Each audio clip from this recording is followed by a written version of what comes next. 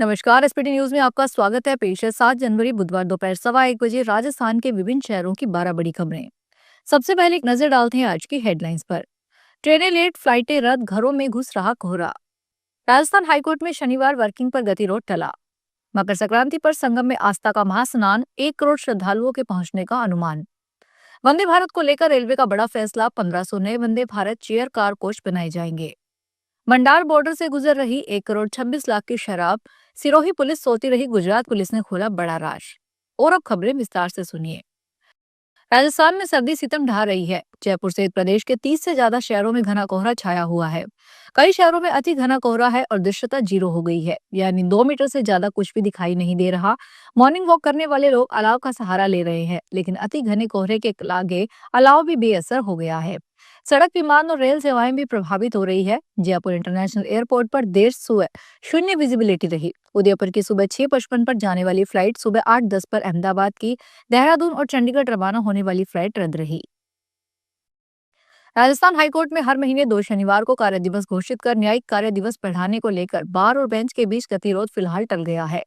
कार्यवाहक मुख्य न्यायाधीश संजीव प्रकाश शर्मा से बार एसोसिएशन के प्रतिनिधियों की वार्ता के बाद हाईकोर्ट प्रशासन ने इस मामले पर पुनर्विचार के लिए 5 न्यायाधीशों की कमेटी गठित कर दी है। कमेटी में न्यायाधीश समीर जैन, कुलदीप माथुर, अनिल कुमार उपबन, योगेंद्र कुमार पुरोहित व सुनील बेनीवाल को शामिल किया गया है। Committee bar association, senior advocates, bar council सदस्यों से वार्ता कर 21 जनवरी तक कार्यवाहक मुख्य न्यायाधीश को रिपोर्ट सौंप देगी। प्रयागराज माघ मेले में मकर संक्रांति स्नान को लेकर प्रशासन ने तैयारियों का दायरा बढ़ा दिया है। पौष पूर्णिमा के अवसर पर संगम तट पर उम्मीद से कहीं अधिक श्रद्धालुओं की मौजूदगी के बाद अब प्रशासन ने मकर संक्रांति पर्व के लिए अपनी रणनीति पर दोबारा काम करना शुरू कर दिया है। अनुमान लगाया जा रहा है कि इस बार माघ मेले के दौरान मकर संक्रांति पर करीब 1 करोड़ श्रद्धालु त्रिवेणी संगम में स्नान के लिए पहुंच सकते हैं। श्रद्धालुओं की संभावित संख्या को देखते हुए संगम क्षेत्र का विस्तार किया जा रहा है। घाटों को और अधिक चौड़ा करने के विकल्पों पर भी विचार किया जा रहा है, ताकि स्नानार्थियों को किसी भी तरह की असुविधा न हो। भारतीय रेलवे ने अपनी प्रीमियम ट्रेन योजना को नई दिशा देते हुए Vande Bharat chair car train set के उत्पादन को दोबारा हरी झंडी दे दी है। पहले इस सेगमेंट के निर्माण को रोकने का जो फैसला लिया गया था, उसे अब वापस ले लिया गया है।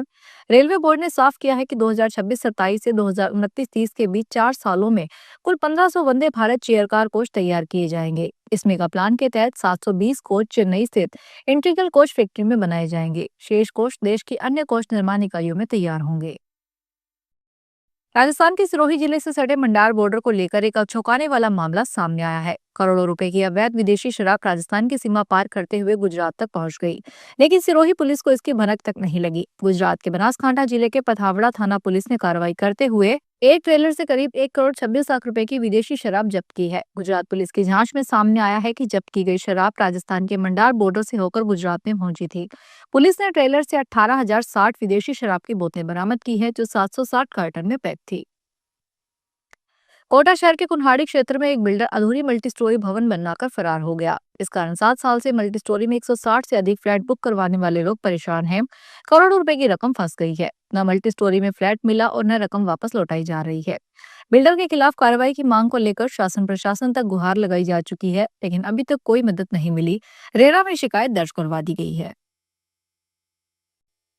सीकर के जाजौत पुलिस थाने में सिंगापुर में नौकरी लगवाने के नाम पर 3,60,000 रुपए की ठगी का मामला सामने आया है।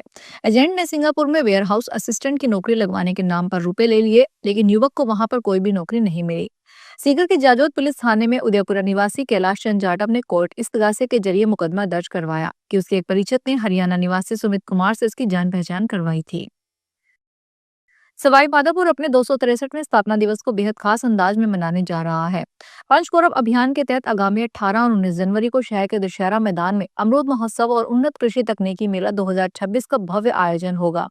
कलेक्टर के अनुसार यह महोत्सव कृषि मंत्री डॉक्टर किरोड़ीलाल मीणा के जरिए तैयार किया गया है, जिसका सीधा मकसद किसानों को आत्मनिर्भर बनाना और खेती को मुनाफे का सौदा साबित करना है। इस आयोजन से उम्मीद जताई जा रही है कि 2 दिवसीय महोत्सव में हर दिन जिले और आसपास के इलाकों में 10,000 से ज्यादा किसान जुटेंगे।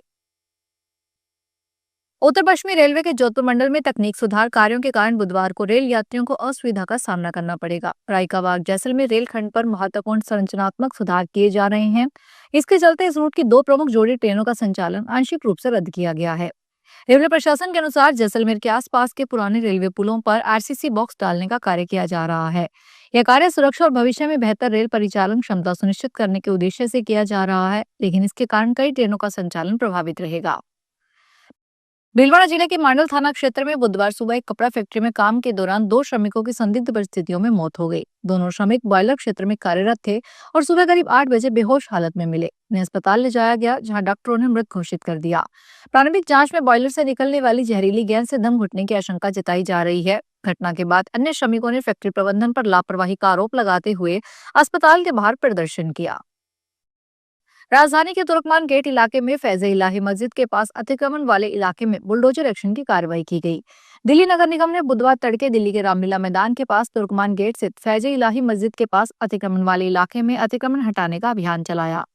इलाके में अवैध ढांचों को हटाने के लिए लगभग 17 बुलडोजर मंगवाए गए थे। दिल्ली हाईकोर्ट के निर्देश के बाद एमसीडी ने अतिक्रमण के खिलाफ ये कार्रवाई की। इस दौरान कुछ लोगों द्वारा पथराव किया गया, जिससे मौके पर अफरा तफरी मच गई, जिससे 5 पुलिसकर्मी घायल हो गए। Kota super thermal power plant में एक बार लेपर्ड के मूवमेंट की बात सामने आई है। थर्मल परिसर में लेपर्ड को देखकर ठेका श्रमिक दहशत में आ गए। जान बचाने के लिए कैंटीन में छिपे रहे लेपर्ड के ओझल होने पर ठेका श्रमिक बाहर निकले और अधिकारियों को इसकी सूचना दी। अधिकारियों ने रात के समय इस इलाके में सतर्कता से आने जाने के निर्देश दिए। कैंटीन में ठेका श्रमिक सहित परमानेंट स्टाफ की आवाजाही लगी रहती है। पास में ही लेबर घास काटती रहती है। उसी समय लेपर्ड के बीच सड़क पर दिखाई दी। मौके पर मौजूद लोग दहशत में आ गए। फिलहाल इस बुलेटिन में इतना ही, फिर हाजिर होंगे बड़ी खबरों के साथ।